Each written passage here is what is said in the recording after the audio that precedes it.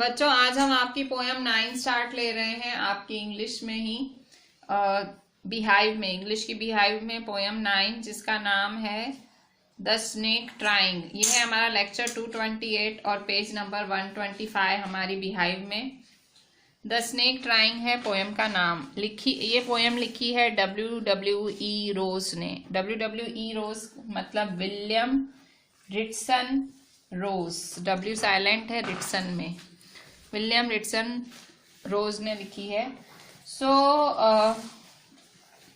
Snake trying क्या है? देखो, जहां स्नेक शब्द आता है, आप स्नेक में सुनते हो कि भाई स्नेक ने काट दिया, तो स्नेक एक विलन होता है। पर यहाँ पे स्नेक को विलन नहीं, उसको विक्टिम दिखाया गया है। विक्टिम मतलब उसके साथ ही बुरा हो रहा है, वैसा दिखाया गया है। द स्नेक ट्राइंग का मतलब है स्नेक कोशिश कर रहा है, सांप की कोशिश, सांप का प्रयास। यहाँ जो WWE रोज है वो बता रहे हैं कि भाई सारे स्नेक्स पॉइजनस नहीं होते हैं, कुछ तो बहुत ज्यादा हार्मलेस होते हैं।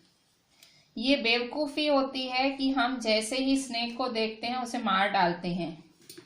अगर स्नेक पॉइजनस है भी तो भी वो हमें तब तक नुकसान नहीं पहुंचाएगा जब तक उसे हमसे कोई खतरा नहीं दिखेगा। एक स्नेक अपने सेल्फ प्रोटेक्शन में ही बाइट करता है, मतलब उसे अपने आप को बचाने के लिए ही बाइट करता है। उसे लगता है कि आप उसे कुछ करने वाले हो, इससे पहले वो काट देता है। अदरवाइज वो उतना ही हार्मलेस है जितना कोई और क्रिएचर। पर ये दुख की बात है कि हम इंसानों ने हमेशा यही रखा है कि भाई स्नेक देखा और लाठी लेके मार दिया। स्नेक ट्राइंग एक पोयम है उसी डरे हुए स्नेक के बारे में जो कि इंसानों से बचने की कोशिश कर रहा है। WWE मतलब विलियम रिचर्डसन रोज ने, WWE रोज ने यहाँ पे स्नेक्स की तकलीफ दिखाई है कि स्नेक विक्टिमाइज हैं, ना कि इंसान। Page number 125 in your Beehive. The snake trying to escape the pursuing stick. First line है कि स्नेक कोशिश कर रहा है, स्नेक प्रयास कर रहा है जो उसके पीछे डंडा पड़ा है उससे बचने का। एस्केप मतलब बचने का, परस्यूइंग मतलब फॉलोइंग, जो उसको फॉलो कर रही है। तो स्नेक कोशिश कर रहा है उसके पीछे पड़े हुए डंडे से बचने का, क्योंकि जैसे ही स्नेक दिखता है डंडे से उसे मार दिया जाता है। With sudden curvings of thin long body, how beautiful and graceful are his shapes. With sudden curvings of thin long body, how beautiful and graceful are his shapes. जो कर्विंग्स हैं, जो बैंड्स हैं उसके शरीर के, ऑब्वियसली स्नेक बैंड करता है। जो सडन कर्विंग्स हैं, बेंडिंग्स है उसकी बॉडी के, और वो मतलब ऐसे चल रहा है। Thin long body, obviously thin होता है, पतला होता है, long body.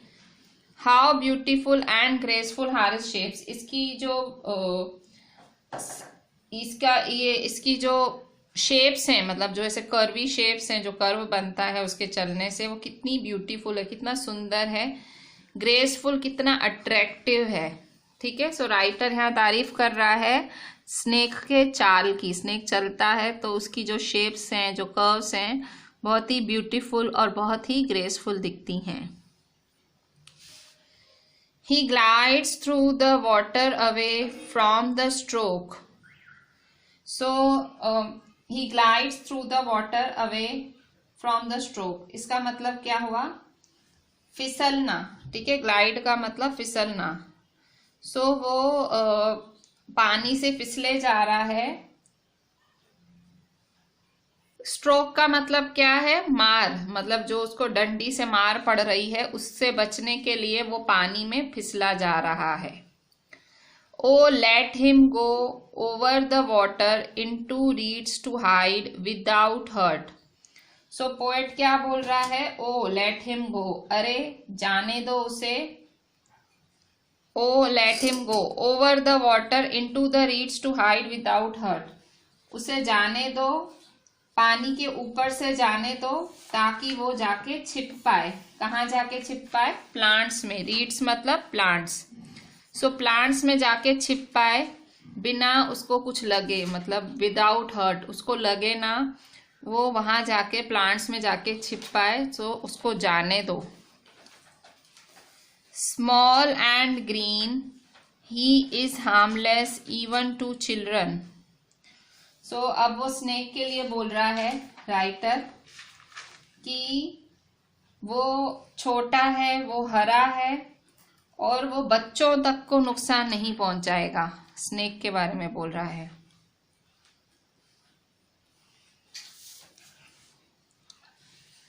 Along the sand he lay until observed and chased away, and now he vanishes in the ripples among the green slim reeds. So along the sand, इसका मतलब क्या हुआ? जो रेती है, रेती के साथ वह जब तक जब तक आप देख पाओ तब तक वो आपको लेटा हुआ दिखेगा, और उसको बिल्कुल उसके पीछे पीछे भागते गए लोग, और उसका पीछा करते गए और वो भाग गया। और अब वह जाके कहीं पानी के रिपल्स में, रिपल्स मतलब जल तरंगों में, पानी के वेव्स में कहीं जाके खो गया। कहाँ? पानी के कहाँ खोया? मतलब ये जो ग्रीन स्लिम रीड्स, ये जो छोटे छोटे प्लांट्स हैं, उनके बीच में जो पानी है उनमें कहीं ये खो गया चलता चलता। मतलब लोगों ने उसे भगाया, वो रेती पे चलता गया, जब तक गायब नहीं हो गया उसको भगा ही दिया लोगों ने। और कहीं जाके वो प्लांट्स में, वो प्लांट्स के बीच में जो पानी रहता है उसमें, रिपल्स का मतलब पानी में, ठीक है, ये जो जल तरंगे होती हैं उसे रिपल्स कहते हैं। सो प्लांट्स के जो बीच में ये जल तरंगे हैं उसमें, उन पतले पतले प्लांट्स में छुप के वो गायब हो गया, ठीक है। सो इस तरह से स्नेक को लोगों ने भगा दिया, ठीक है। So the snake trying to escape the pursuing stick, snake कोशिश कर रहा है बचने की डंडे से जो उसके पीछे पड़ी है। With sudden curvings of thin long body, obviously चलता है तो वो कर्व करता है। राइटर को उसकी जो शेप्स है वो ब्यूटीफुल ग्रेसफुल लग रही हैं। वो पानी में ग्लाइड कर रहा है फ्रॉम द स्ट्रोक, उन डंडों से बचने के लिए कोशिश कर रहा है। Oh let him go over the water into the reeds to hide without hurt, उसको जाने दो पानी के ऊपर से उन प्लांट्स के बीच में बिना चोट लगे। Small and green he is harmless even to children, छोटा है, ग्रीन है, चिल्ड्रन को भी कुछ नहीं करेगा। Along the sand he lay until observed and chased away, and now he vanishes in the ripples among the green slim reeds. So लोगों को जब तक दिखता है तब तक लोग उसके पीछे भागते, जब तक उनको रेती में दिखता है, और आखिर वो वैनिश ही हो गया है, ठीक है। लोग उसके पीछे भाग रहे हैं, भगाया जा रहा है, और अब वो गायब ही हो गया, छोटे छोटे प्लांट्स में जाके छिप गया। सो ये थी एक स्नेक की कहानी बाय WW.E. रोज। WW.E. रोज ने एक स्नेक को यहाँ विक्टिम दिखाया है, और इंसानों को यहाँ उसने एक बैड लाइट में दिखाया है कि किस तरह से इंसान सिर्फ देखता है और मार देता है, उसके मन में यही होता है कि नुकसान पहुंचाएगा। सो ग्लॉसरी में एक ही शब्द है यहाँ पे, रीड्स। रीड्स का मतलब वाटर, और Marsh plants with thick stems, ठीक है। मार्श मतलब कीचड़, ऐसा कीचड़ में पाए जाने वाले प्लांट्स।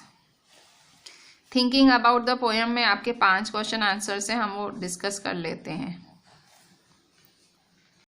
बच्चों क्वेश्चन 1 देखते हैं। What is the snake trying to escape from, कि स्नेक किससे बचने की कोशिश कर रहा है। The snake is trying to escape from the pursuing stick. Human beings try their level best to kill the snake. They take it for granted that the snake is poisonous and harmful. So snake बचने की कोशिश कर रहा है उसकी तरफ आने वाले डंडे से। इंसानों ने पूरी कोशिश की है उसे मार देने की। वो फॉर ग्रांटेड ले रहे हैं, वो उन्होंने इंसानों ने ये मान ही लिया है कि स्नेक जहरीला होता है और हार्मफुल होता है। Is it a harmful snake? What is its colour? क्या स्नेक हार्मफुल है? No, it is not harmful. इसका कलर क्या है? Green. So it is not harmful और ग्रीन कलर का है। The poet finds the snake beautiful. Find the words he uses to convey its beauty. Poet को snake जो है beautiful दिख रहा है। कौन कौन से शब्द उसने यूज किए हैं उसकी सुंदरता दिखाने के लिए? The poet uses the words beautiful and graceful, glides, small, green. So उसकी सुंदरता दिखाने के लिए beautiful, graceful, glides, small, green, ये सारे शब्द यूज किए हैं पोएट ने। What does the poet wish for the snake? Poet snake के लिए क्या विश करता है? The poet wishes that the snake should be allowed to go. Poet wish करता है कि स्नेक को जाने दिया जाए। It should not be killed by the man. उसे इंसान मार ना दे। Where was the snake before anyone saw it and chased it away? Where does the snake disappear? पूछ रहा है कि स्नेक कहाँ था पहले जब किसी ने उसे देखा नहीं था और फिर उसको भगाया गया, और आखिर फिर गायब कहाँ हो गया? पहले स्नेक कहाँ था और फिर गायब कहाँ हो गया? The snake was away from its secure area. Snake अपनी जो उसकी सिक्योर्ड एरिया थी, प्रोटेक्टेड एरिया थी, जहाँ वो प्रोटेक्टेड था, वहां से दूर आ गया था। It was basking in the sun along the sand. Snake है वो सूर्य की रोशनी खा रहा था सैंड में, वो मिट्टी में सूरज की रोशनी खा रहा था। Finally it disappears in the reeds. और फाइनली स्नेक कहाँ गायब हो गया? पौधों में गायब हो गया। स्नेक अपनी सिक्योर्ड एरिया से दूर था और वो सन में बास्क कर रहा था सैंड में, और फाइनली वो गायब हो गया। चैप्टर के 2 एडिशनल क्वेश्चंस भी देख लेते हैं। Question 1, why does the man want to kill the snake? How does the snake protect itself? आदमी स्नेक को क्यों मारना चाहता है और स्नेक खुद को कैसे बचाता है? The man thinks that the snake is poisonous. आदमी क्या सोचता है कि स्नेक पॉइजनस है और इसीलिए अच्छा है कि उसे मार दिया जाए। वो स्नेक को पकड़ने की कोशिश करता है स्टिक से, डंडे से। Snake is trying to escape at a great pace so that the man cannot reach and kill it. Snake भी है बहुत जोर से भागता है और ताकि वो मैन उसे पकड़ ना पाए या मार पाए। The movement of the snake is very graceful and elegant. जो स्नेक का मूवमेंट है वो बहुत ज़्यादा ग्रेसफुल है, बहुत ज़्यादा एलिगेंट है, ब्यूटीफुल है। The snake does not stick to one straight path but wends its way in and out of the path. Snake एक ही रास्ता नहीं पकड़ता है, कभी बाहर निकलता है, अंदर निकलता है, वो अलग अलग रास्तों पे अपनी जगह बनाते चलता जाता है। At last the snake floats over the water. आखिर में स्नेक पानी के ऊपर फ्लोट होता है और वो कहाँ गायब हो जाता है? Hides itself into green reeds. The snake had an instinct for its survival. Snake को एक जीने का मतलब उसको एक अंदर से जीने का है, तो वो तुरंत प्लांट्स में छुप जाता है। It can smell and recognize the danger. Snake को मतलब पहले ही अंदर से पहले से भनक लग जाती है, इंस्टिंक्ट उसकी बहुत हाई है, उसको पहले से ही अंदाजा हो जाता है, अपने उसके जीवन पे कोई खतरा होता है उसको अंदाजा हो जाता है। कभी भी उसके जीवन पे खतरा आता है वो स्मेल कर जाता है और उसे डेंजर का पता लगता है। उसको पता है कि कैसे वहाँ से भाग निकलना है और कैसे एक सेफ प्लेस पे पहुँचना है।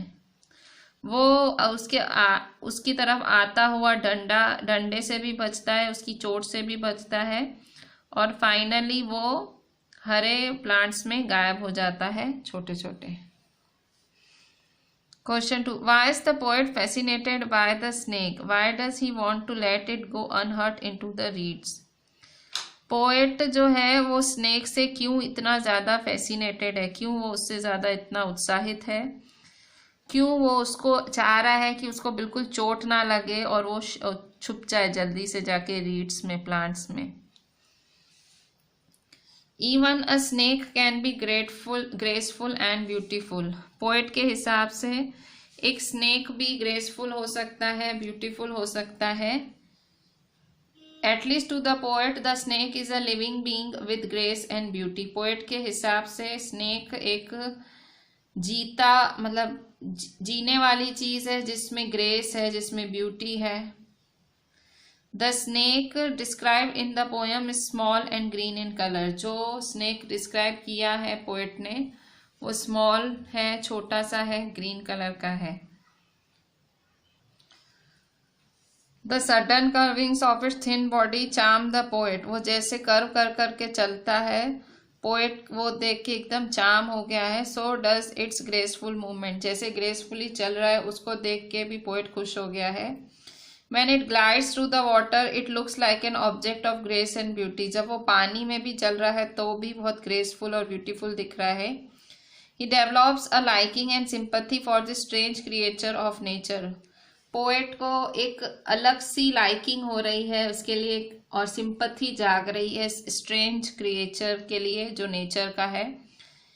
He appeals not to attack such a graceful creature. वो सबसे रिक्वेस्ट करता है कि ऐसे ग्रेसफुल क्रिएचर पे अटैक ना करें।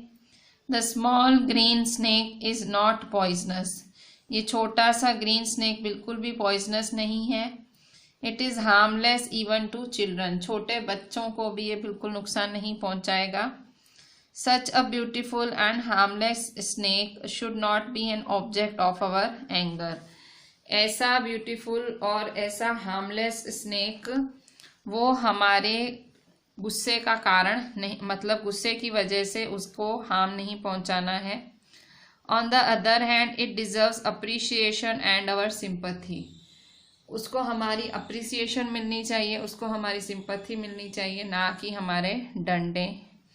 सो इसी तरह से जो पोएट है वो चाह रहा है कि भाई स्नेक उसको बिना चोट लगे वो चला जाए, उसको कुछ हो ना, उसको कोई किल ना करे। तो एक सिंपथी है राइटर को स्नेक के प्रति।